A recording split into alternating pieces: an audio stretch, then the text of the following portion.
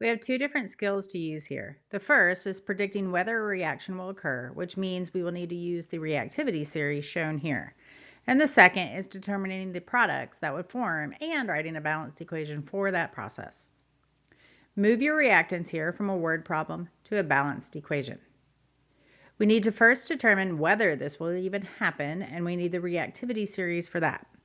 The topmost element on the series is lithium, and it's considered the most reactive element listed. It would much rather appear as an ion on the product side of the reaction than as elemental lithium. Gold, found on the bottom of this chart, is the least reactive. It would much rather appear as solid gold on the product side of a reaction than as the gold cation. To use the chart for all the other elements in between, you would look up the reactant that is listed as an element, in this case magnesium solid, and then look up the ion that is listed as a reactant, in this case iron. If the reactant metal is listed higher on the chart than the reactant ion, then your reaction will proceed as written. That is the case here, so now we have additional work to do. The reactants here are an element and a compound, so that's a great indication that this is a single displacement reaction. The products of a single displacement reaction are a new element and a new compound. The compounds are generally aqueous, though you should always double check them with the solubility rules from section 2.2, and the element will be whatever state of matter the element would be at room temperature in its standard state. Turn to the color-coded version of the periodic table for hints there. Step 1 of predicting our products is to determine what type of ion the reactant element would form. Magnesium is found in group 2, which are the alkali earth metals. Metals lose electrons to form cations. So magnesium will therefore form a cation, a 2+1 to be specific.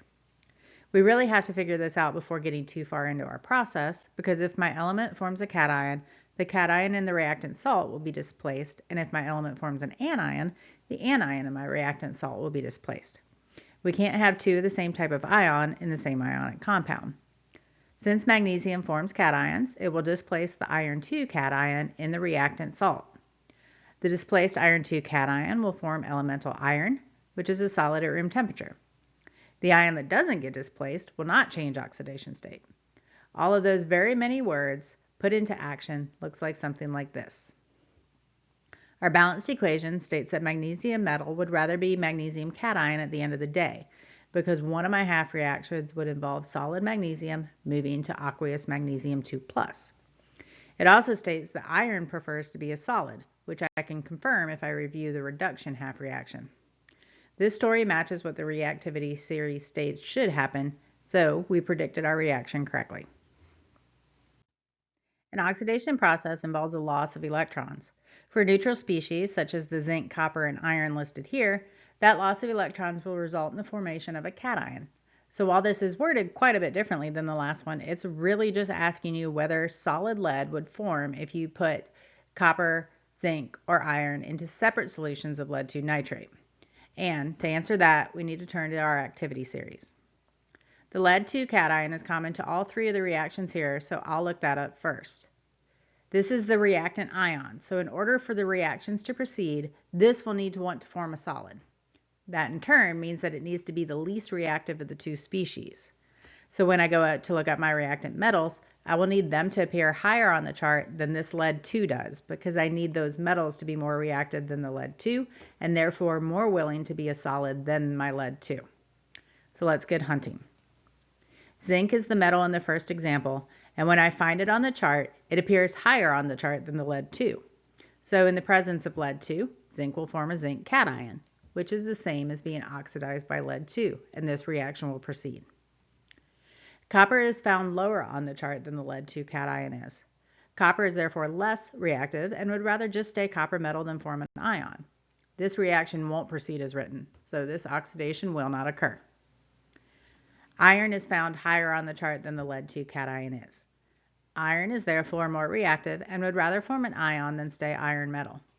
This reaction will proceed as written, so iron can be oxidized by lead 2 nitrate. Again, move from words to an equation and it might become more clear. You should start the process by remembering that Au is a transition metal and our transition metals will form cations.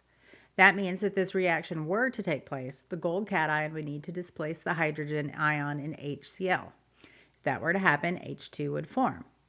Find the reactant metal on the chart and find the reactant ion on the chart. In this case, the ion comes from a gas and not from a metal, and I need to locate H2. It's the only thing on this chart that resembles the cation in HCl. The reactant metal here is lower on the chart this time, which means it's happy being a metal. Gold is so unreactive that it will not form an ion with anything listed here. So